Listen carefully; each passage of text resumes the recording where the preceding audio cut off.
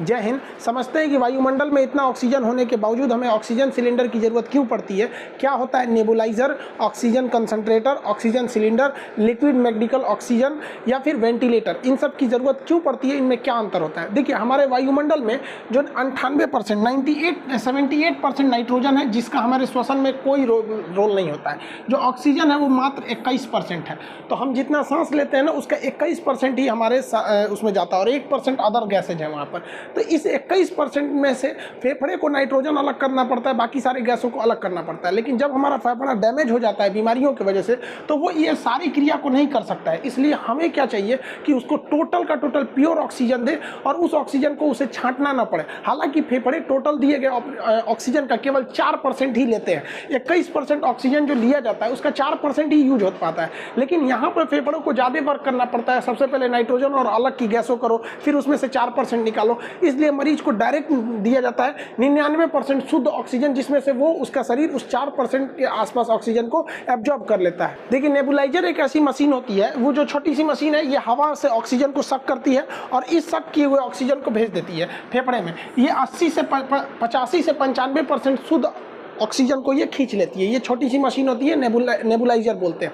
ये स्टीम बनाने के भी काम आती है। तो अक्सर इसका प्रयोग वैसे मरीजों को किया जाता है जिनके दवाइयों को भाप बना के फेफड़े तक पहुंचाना होता है। अक्सर इसका प्रयोग अस्थमा के मरीज करते हैं, लेकिन इसका कोरोना में प्रयोग करना घातक है। कुछ लोग क्या कर रहे हैं, कह रहे हैं कि भैया इसमें हम दवा नहीं डालेंगे। आप जब इसमें दवा डाल देते हैं तो ये नेबुलाइजर क्या करता है, उस दवा को स्टीम बना के और इसके भाप के साथ आपके फेफड़े में छोड़ देता है, तो जिसके साथ आपकी दवा भी बहुत अच्छे से फेफड़े तक चली जाती है। लेकिन दमा और अस्थमा में इसका प्रयोग करना उचित था, लेकिन इस तरह के अस्थमा के कोरोना के मरीज को इसका प्रयोग करना ठीक नहीं है, क्योंकि इसमें उतना ऑक्सीजन नहीं रहता है जितना कि कोरोना के पेशेंट को चाहिए रहता है। अब ऑक्सीजन कंसंट्रेटर क्या होता है? ये एक छोटा सा डिवाइस होता है जो हवा से ऑक्सीजन को सक करता है, उसमें से धूल कण, कार्बन डाइऑक्साइड और नाइट्रोजन को बाहर करके हमें ऑक्सीजन देता है। ये एक डिवाइस होती है, ये कई शेप में आती है। कुछ पोर्टेबल भी होते हैं, छोटे होते हैं, कुछ बड़े साइज के भी होते हैं। इनमें 90 से 95% शुद्ध ऑक्सीजन होता है, यानी ये नेबुलाइजर से ज़्यादा मात्रा में ये ऑक्सीजन हमें प्रोवाइड कर सकते हैं और ये 24 घंटे हमें ऑक्सीजन दे सकते हैं, क्योंकि इन्हें बिजली या फिर बैटरी के सप्लाई से चलाया जाता है। ये ऑक्सीजन सिलेंडर की तरह इसमें कभी ऑक्सीजन खत्म नहीं होता है। अगर इसमें पावर सप्लाई है तो ये ऑक्सीजन कंटिन्यूअस बनाते रहेगा। इसमें ऑक्सीमीटर लगा रखे हैं, इसमें ऑक्सीजन का फ्लो को भी कंट्रोल किया जा सकता है। ये जो होते हैं, ये इसमें ना सीरियस मरीज के लिए इसका प्रयोग नहीं किया जा सकता। ये केवल माइल्ड यानी हल्के या फिर मीडियम मॉडरेट लेवल के मरीजों के लिए इसका ही प्रयोग किया जाता है। सीरियस प्रयोग नहीं हो सकता, इसलिए इसे आईसीयू में नहीं रखा जाता। ऐसा क्यों नहीं रखा जाता है? देखिए, जो ऑक्सीजन कंसंट्रेटर होता है, इसका जो ऑक्सीजन का प्रेशर होता है वो बहुत लो प्रेशर होता है। ये 1 मिनट में 5 से 10 लीटर ही ऑक्सीजन देता है। 1 मिनट में 5 से 10 लीटर ऑक्सीजन को ये फ्लो करा सकता है। लेकिन जो एक गंभीर रूप से मरीज बीमार है, जो आईसीयू में है, कोरोना एकदम भयानक स्थिति में है, उसको 40 से 50 लीटर ऑक्सीजन चाहिए, जो आईसीयू में रहते हैं। तो ये केवल 5 से 10 लीटर ऑक्सीजन प्रति मिनट दे सकता है, वो लो प्रेशर पे। इसलिए इसका प्रयोग हम आईसीयू में नहीं करते। लेकिन अभी क्या है कि कोरोना के जो स्थिति आई है, इसमें ऑक्सीजन है जिसको मतलब हाई प्रेशर ऑक्सीजन सबको दिया जा रहा है। ऑक्सीजन कंसंट्रेटर की कमी होने की वजह से ये बहुत हल्का होता है, जिस वजह से इसे ट्रांसपोर्ट करना बहुत ही इजी होता है। लेकिन ये काफ़ी महंगे आते हैं, 30 से 50 हज़ार के रेंज में ये आते हैं। इनमें एक ही खासियत होती है, इन्हें ऑक्सीजन सिलेंडर की तरह रिफिल नहीं करना पड़ता। ये कभी ख़त्म नहीं होते। इलेक्ट्रिक है या बैटरी है तो ये हमेशा कंटिन्यू चलते रहेंगे। ये ऑक्सीजन कंसंट्रेटर जो होता है वो काम करता है PSA टेक्नोलॉजी पर। PSA का मतलब प्रेशर स्विम एब्जॉर्प्शन टेक्नोलॉजी होता है। इसके तहत ऑक्सीजन हवा से गैसों को लिया जाता है, सक किया जाता है और उसमें नाइट्रोजन और बाकी गैसों को छोड़कर और ऑक्सीजन को कंसंट्रेट कर लिया जाता है। इसीलिए इसे ऑक्सीजन कंसंट्रेटर कहते हैं। ये छोटे मात्रा में होता है, इसको बड़े प्लांट में लगा दिया जाता है। जब इसी कंसंट्रेटर का बहुत बड़ा प्लांट लगा देते हैं तो उसी को हम लोग कहते हैं PSA प्लांट। इसी प्लांट को बहुत से बाहरी हॉस्पिटल वगैरह के बाहर लगाए गए हैं। इवन मोदी जी ने भी जो घोषणा किया है इसी प्लांट के बारे में, उन्होंने कहा है कि जो PM केयर फंड में पहले 162 और अभी 551 के आसपास, मतलब 550 के आसपास वो जो ऑक्सीजन कंसंट्रेटर का जो बड़ा रूप है जिसे हम लोग PSA कहते हैं, ये टेक्नोलॉजी लगाने की बात की गई है हर एक हॉस्पिटल के बाहर। देखिए देश में अभी भी ऑक्सीजन का टाइम पर नहीं पहुंच पा रहा है, कुछ किल्लतें दूर हुई हैं लेकिन अभी भी उतना दूर नहीं हुआ है। इसको गवर्नमेंट अगर चाहे तो और इम्प्रूव कर सकती है। देखिए जितने ऑटो इंडस्ट्री होते हैं, गाड़ियाँ जो सड़क पर चलती हैं, इनके टायरों में नाइट्रोजन गैस भरा होता है और इन्हें बनाने के लिए भी नाइट्रोजन जनरेटर होता है जो काफ़ी सिंपल काम करता है। वो भी PSA टेक्नोलॉजी पर ही काम करता है। वो क्या करता है, हवा को लेता है, सक करता है और कंप्रेसर लगाता है। कंप्रेसर के बाद वो क्या करता है, उसको अलग अलग उसके जितने भी पार्टिकल से उसे साइड कर देता है और ऑक्सीजन गैस को छोड़ देता है और नाइट्रोजन गैस को एक जगह इकट्ठा कर लेता है। तो और उसी नाइट्रोजन गैस को गाड़ियों के टायर वगैरह में भर दिया जाता है। इसमें एक सिंपल टी टेक्नोलॉजी होती है, एक फिल्टर लगा होता है। उस फिल्टर से जब हम ऑक्सीजन और नाइट्रोजन को गुजारते हैं तो वो ऑक्सीजन को क्या करता है, हवा में रिलीज कर देता है और नाइट्रोजन को पकड़ लेता है, जिससे कि नाइट्रोजन गैस उस जनरेटर के पास इकट्ठा हो जाती है और एक बड़े से टैंक में उस नाइट्रोजन गैस को रख लिया जाता है। और जब आप गाड़ियां भरवाने जाते हैं, जब गाड़ी मोटरसाइकिल या 4 व्हीलर में, तो आपको इस तरह की मशीन देखने को मिलती होगी। ये आपके टायर में नाइट्रोजन भर देती है। जहां इस नाइट्रोजन की बहुत ज़्यादा ज़रूरत होती है वहां इस तरह का चीज़ प्रयोग करते हैं। चिप्स के पैकेट, नमकीन के पैकेट या जो भी पैकेटिंग सामान पैक होता है उसके अंदर हवा भरा होता है, वो नाइट्रोजन ही गैस होती है। तो ये नाइट्रोजन गैस काफ़ी सिंपल तरीके से बनाया जा सकता है। लेकिन अगर गवर्नमेंट चाहे तो इसके फिल्टर को चेंज कर सकती है और इसी से ऑक्सीजन बना सकती है, क्योंकि यहाँ जो फिल्टर लगा होता है वो फिल्टर ऑक्सीजन गैस को हवा में छोड़ देता है और नाइट्रोजन को रख लेता है। अगर इसके फिल्टर को हम चेंज कर दें और ठीक इसका रिवर्स कर दे कि ये नाइट्रोजन को छोड़ दे और ऑक्सीजन को रख ले, तो जितने ऑटोमोबाइल इंडस्ट्री हैं या चिप्स पैकेट ये सब बनाने वाली कंपनी है, उन सब के पास नाइट्रोजन गैस का प्लांट है। उन गैस प्लांट से हम ऑक्सीजन इजीली जनरेट कर सकते हैं। और ये फिल्टर बनाना बहुत बड़ा काम नहीं है। अगर सरकार चाहे तो 48 घंटे में ऐसे फिल्टर बना के और NOC देके उसे तुरंत तत्काल प्रभाव में लिया जा सकता है। और हमारे देश में जहाँ जहाँ भी नाइट्रोजन प्लांट है या फिर गाड़ियों के जो सर्विस सेंटर है, वहाँ वहाँ इस फिल्टर को चेंज करके ऐसा किया जा सकता है। नेबुलाइजर और ऑक्सीजन कंसंट्रेटर के बाद अब हम समझते हैं लिक्विड ऑक्सीजन। लिक्विड ऑक्सीजन को हम लिक्विड मेडिकल ऑक्सीजन भी कहते हैं, जिसे ऑक्सीजन सिलेंडर के नाम से आप जानते हैं। वो लिक्विड फॉर्म में रहता है। जब आप उसका रेगुलेटर खोलते हैं तो वो गैस का रूप ले लेता है। जिस तरह आपके घरों में खाना बनाने वाला सिलेंडर होता है, जब वो पाइप से गुजर रहा होता है तो देखते होंगे वो लिक्विड फॉर्म में जाता है, इसलिए उसे लिक्विफाइड पेट्रोलियम गैस LPG कहते हैं। वैसी तरह इसे LMO कहते हैं, लिक्विड मेडिकल ऑक्सीजन के नाम से जानते हैं। इसे काफ़ी ठंडा टेम्परेचर पर रखना होता है, इसलिए इसे क्रायोनिक ऑक्सीजन टैंकर कहते हैं। ये बहुत ही कम टेम्परेचर पर बनाया जाता है। जहाँ पे इस टेक्नोलॉजी से ऑक्सीजन बनती है वो काफ़ी बड़ी टेक्नोलॉजी होती है, काफ़ी कॉम्प्लिकेटेड होती है, क्योंकि उसके टेम्परेचर को -185 डिग्री रखना होता है। लेकिन ऐसे रखने से हमें क्या होता है कि सेम बर्तन में हम 80 गुना ज़्यादा ऑक्सीजन रख सकते हैं। अगर किसी बोतल में हम ऑक्सीजन को अगर गैस के रूप में रखते हैं और उसी बोतल में अगर हम लिक्विड के रूप में रखते हैं तो 80 गुना ज़्यादा ऑक्सीजन को हम लोग स्टोर कर सकते हैं, काफ़ी ज़्यादा मात्रा में, इससे भी ज़्यादा स्टोर हो सकता है। तो ऐसे जगहों पर ऑक्सीजन को स्टोर किया जाता है। वहाँ से इस क्रायोनिक टैंकर से इसे ले जाया जाता है और हॉस्पिटल का अपना अपना एक टैंकर होता है, उस टैंक में भर दिया जाता है और उस टैंक से सप्लाई यही रहती है, जहाँ से अलग अलग ये जो ऑक्सीजन के कंटेनर होते हैं, इसमें ऑक्सीजन सिलेंडर में इसे भरा जाता है और इसे ज़रूरत के हिसाब से दूसरे जगहों पर भेज दिया जाता है। अलग अलग टैंक की अलग अलग कैपेसिटी होती है। अब आप कहेंगे कि सर जो मरीज सीरियस है उसकी क्षमता जो होती है वो 1 मिनट में 50 लीटर सांस ले लेता है, तो ये कितने क्षमता के होते होंगे? तो अलग अलग इसकी कैपेसिटी होती है, साइज के हिसाब से कैपेसिटी होती है। ये लगभग 4000 लीटर की क्षमता का भी आता है पर मिनट। अगर आपको 50 लीटर की ज़रूरत है तो इसके पास जो क्षमता होती है बड़े साइज वाले के 4000 से 5000 लीटर की क्षमता होती है। तो अलग अलग क्षमता पे इसे अलग अलग जगहों पर ले जाया जाता है। इस लिक्विड ऑक्सीजन यानी ऑक्सीजन सिलेंडर की खासियत क्या होती है? इसमें 99% शुद्ध ऑक्सीजन पाया जाता है और ये बहुत ही प्रेशर के साथ भेजता है। प्रेशर के साथ भेजने की वजह से इसमें ऑक्सीजन का मात्रा ज़्यादा रहता है। 40 से 50 लीटर ऑक्सीजन ये पर मिनट दे सकता है, जिस वजह से इसका प्रयोग हम सीरियस मरीजों के लिए करते हैं जो ICU में भर्ती होते हैं। लेकिन इनकी समस्या यही है कि इनसे आप 24 घंटे सप्लाई नहीं ले सकते हैं। जैसे इनका टैंकर खाली होता है तो ये सप्लाई देना बंद कर देते हैं, इन्हें रिफिलिंग करना पड़ता है। लेकिन एक प्लस पॉइंट ये है कि इनको किसी भी तरह के पावर की ज़रूरत नहीं पड़ती है, इन्हें इलेक्ट्रिक सप्लाई या बैटरी सप्लाई की ज़रूरत नहीं पड़ती। अभी ज़्यादातर प्रयोग हॉस्पिटलों में इसी का प्रयोग हो रहा है, यही ट्रेडिशनली प्रयोग होता ही आया है। एम्बुलेंस वगैरह के अंदर भी यही रखा रहता है।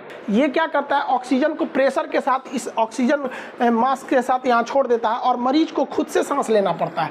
इसमें मरीज खुद सांस लेता है। लेकिन बहुत बार ऐसा होता है कि मरीज सांस नहीं ले पाता, उसके फेफड़े इतने डैमेज हो जाते हैं, इतना काम नहीं कर पाते, कभी जैसे कोरोना के मरीज हो गए या फिर एक्सीडेंट हो गया या कोई बड़ा ऑपरेशन हो गया जिसमें ब्रेन को मतलब एनेस्थीसिया देना पड़ता है, तो फेफड़े जब काम नहीं कर पाते हैं, खास करके अभी के वक्त में तो कोरोना चल रहा है, तो जब फेफड़े काम नहीं करते हैं तो उस स्थिति में हमें बाहर से ऑक्सीजन को ढकेलना पड़ता है। यहाँ क्या था कि ये ऑक्सीजन सिलेंडर यहाँ से ऑक्सीजन छोड़ता था और बस ये ऑक्सीजन के पाइप से यहाँ के यहाँ ऑक्सीजन मुंह के पास निकल जाता था, इंसान अपने से सांस ले लेता था। लेकिन जब फेफड़े डैमेज हो जाते हैं तब उस कंडीशन में काम आता है हम लोग का वेंटिलेटर। इसे मैकेनिकल वेंटिलेटर कहते हैं। ये मशीन होती है, ये पल्स रेट और आपका ऑक्सीजन लेवल वगैरह ये सब चीज़ों को यहाँ दर्शाते रहती है। इसमें प्रेशर होता है, इसमें 2 वाल्व नली होती है इसके अंदर में। ये क्या करता है, प्रेशर से ऑक्सीजन को फेंकता है और फिर उसको वापस लेके आता है। मतलब फेफड़ों तक ये ऑक्सीजन, ये मुंह तक ऑक्सीजन नहीं छोड़ता है, ये फेफड़े तक पहुँचा देता है। तो इसके भूल में मत रहिएगा कि ये यहाँ मुँह तक होता है, इसे फेफड़े तक ढकेल के इस मशीन को अंदर ले जाना होता है वेंटिलेटर को। ये लास्ट पोजीशन होती है मरीज की जान बचाने की, डॉक्टर की। अब इसको पहनाना, ये वेंटिलेटर होता है, इसे लगाना अपने आप में बहुत चैलेंजिंग है, क्योंकि मरीज को तभी लगाया जाता है जब निश्चित अवस्था में होता है, उसके मुंह को खोलना होता है। तो ये लोहे की रॉड देख रहे हैं, स्टेनलेस स्टील की ये रॉड होती है, इसके बीच में एक छेद होता है इस रॉड के अंदर के। तो इसी में क्या करता है डॉक्टर, पहले इस रॉड से इस मरीज के मुंह में ऐसे डाल देता है। आप इस रॉड को देखेंगे तो ये यू शेप में होता है, ऐसे इसमें रॉड डालता है और उसके जबड़ा को उठाता है। जब इस जबड़ा को उठा देता है तो उसको ये नली दिखाई देती है। तो इस रॉड के पीछे एक छेद होता है, उसी छेद से ये ऑक्सीजन के पाइप को अंदर डालता है।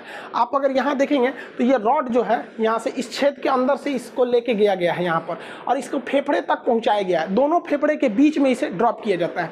अब ध्यान दीजिए, यहाँ पर अगर क्लियर इमेज देखेंगे तो ये हैंडल है जिससे इसको उठाया गया है यहाँ पर, और इसके पीछे खाली जगह होता है, उसी से इस पाइप को ले आके अंदर यहाँ देखिए इस पाइप को यहाँ छोड़ दिया गया। फिर बाद में इस लोहे वाले को बाहर निकाल लिया जाता है। वो केवल मैकेनिकल सपोर्ट देने के लिए था और उसका जबड़ा उठाने के लिए, वरना ये गला सट जाता है। कभी कभी ये मिलता नहीं है तो डॉक्टर को इसे यहाँ से उठाना भी पड़ता है, काफ़ी मुश्किल काम होता है। उसके बाद एक और चैलेंजिंग काम क्या होता है कि जो यहाँ पर हम लोग ऑक्सीजन का ये पाइप ले गए हैं, इस पाइप के मुंह को हम लोग कफ कहते हैं, ये बीचों बीच रहना चाहिए। ये ट्रैकिया होता है, इसको बायोलॉजी के क्लास में आपको रेस्पिरेशन तक तो पढ़ाई दिए थे। ये ट्रैकिया है, यहाँ से 2 बार हो जाते हैं ब्रोंकाई और फिर आगे जाके ब्रोंकियोलेस होता है, फिर एल्वियोली होता है। तो इस कफ को ना यहाँ पर ले आके रखना होता है ताकि ऑक्सीजन दोनों फेफड़े में बराबर जाए। और अगर ज़्यादा नीचे ला देंगे, जैसे यहाँ देखिए ये कफ को यहीं पे रखा हुआ है यहाँ पर, और यहीं से ऑक्सीजन को छोड़ देना है ताकि दोनों फेफड़े में ऑक्सीजन बराबर जाए। और अगर एक साइड में हो जाएगा तो एक ही फेफड़े में ऑक्सीजन जाएगा। और इतना लगाने जब ये लगा दिया जाता है तब उसके बाद से इस मशीन से प्रेशर दिया जाता है फेफड़े में, और वो मशीन जब फेफड़े में प्रेशर देती है तो हवा अंदर जाता है लंग्स में, फिर यही मशीन उसको निगेटिव प्रेशर करके वापस खींचती है, एक बार ढकेलती है एक बार खींचती है। ये लास्ट होप होता है मरीज को बचाने के लिए। आप ओपीडी, इमरजेंसी या आईसीयू वार्ड सुने होंगे। देखिए ओपीडी क्या होता है, इसका फुल फॉर्म होता है आउटर पेशेंट डिपार्टमेंट। जैसे पटना, एम्स पटना का ये ओपीडी है। इसमें क्या होता है, कोई भी बाहरी मरीज जो है, जो चलने फिरने के काबिल है, जिसको कोई बीमारी हुई है, वो सबसे पहले ओपीडी में आता है। डिपार्टमेंट है ओपीडी। इस ओपीडी डिपार्टमेंट के बाद पूछता है काउंटर कहाँ है, तो काउंटर पे जाके वो अपना नाम, पर्ची उर्ची कटवाता है। यहाँ उसको पर्ची मिलता है जहाँ बताया जाता है उसे कौन डॉक्टर और किस कमरे में देखेंगे, तो उस पर कमरा नंबर वगैरह डॉक्टर बता दिया जाता है। फिर आप जाते हैं डॉक्टर के पास।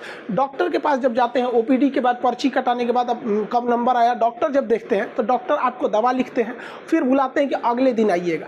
या कभी कभी डॉक्टर देखते हैं कि नहीं, इनकी तबीयत ज़्यादा खराब है, इन्हें ऑपरेशन या वगैरह किसी चीज़ की ज़रूरत है, तो आपको ऑपरेशन के लिए भी बुला सकते हैं। हो सकता है कि वो उसी दिन ऑपरेशन के लिए एडमिट ले ले, अक्सर ऐसा होता नहीं है, वो आपको किसी और दिन एडमिट के लिए बुलाते हैं। फिर आपको वो एडमिट करके आपका ऑपरेशन थिएटर, जिसे शॉर्टकट में ओटी कहते हैं, तो ऑपरेशन थिएटर में ले जाते हैं और आपका ऑपरेशन कर देते हैं।